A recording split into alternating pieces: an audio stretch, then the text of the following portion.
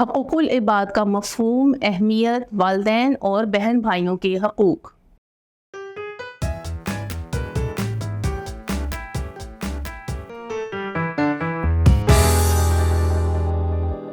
السلام علیکم عزیز طلبہ و طالبات، میں آپ سب کو مون لائٹ انٹرنیشنل پبلشر کے ڈیجیٹل تعلیمی پلیٹ فارم پر خوش آمدید کہتی ہوں۔ آج ہم سب سے پہلے دیکھیں گے حقوق العباد کا مفہوم کیا ہے۔ حقوق العباد کا مطلب ہے بندوں کے حقوق۔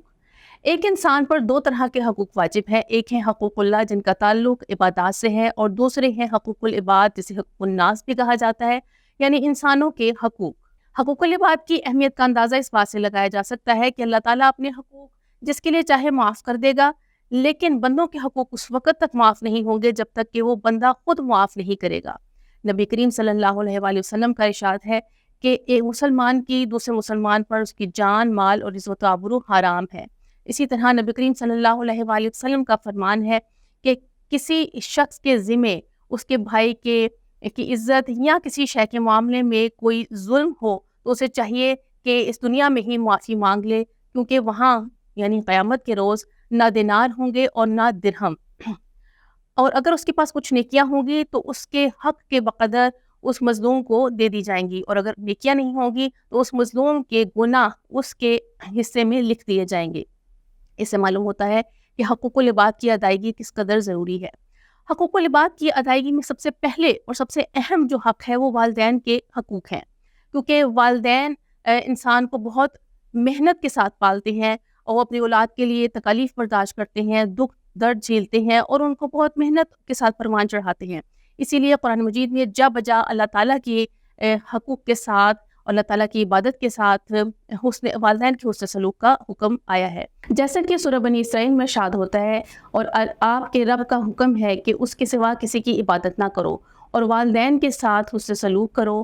اور تمہارے سامنے ان میں سے کوئی ایک یا دونوں بڑھاپے کو پہنچ جائیں تو انہیں اف تک نہ کہو، اور ان سے ادب سے بات کرو اور شفقت کے ساتھ ان کے آگے جھکے رہو، اور اپنے رب سے دعا کرو کہ جس طرح انہوں نے مجھے بچپن میں پالا، ان پر اے اللہ ان پر رحم فرما۔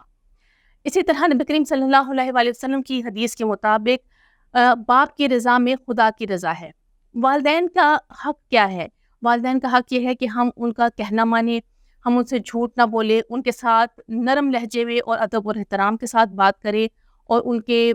جو ذمہ داریاں ہیں پوری کریں، ان کے صحت کا خیال رکھیں، اور جب وہ بوڑھے ہو جائیں تو ان کی تمام جو ضروریات ہیں انہیں پورا کیا جائے اور ان کے ساتھ زیادہ سے زیادہ وقت گزارا جائے۔ اور حدیث شریف کے مطابق والدین کو محبت کی نگاہ سے دیکھنا جو ہے وہ ایک مقبول حج کے برابر اس کا ثواب ملتا ہے۔ اسی طرح اب ہم بہن بھائیوں کے ساتھ حقوق کے بارے میں پڑھتے ہیں کہ بہن بھائی جو ہیں وہ صلہ رحمی کے درجے میں آتے ہیں۔ اللہ تعالیٰ نے صلہ رحمی کا حکم دیا ہے، اور بہن بھائی جو بڑے بہن بھائی ہیں وہ والدین کے درجے میں ہوتے ہیں، ان کا احترام کرنا ضروری ہے، ضرورت کے وقت ان کی مدد کی جائے، ان کی غم اور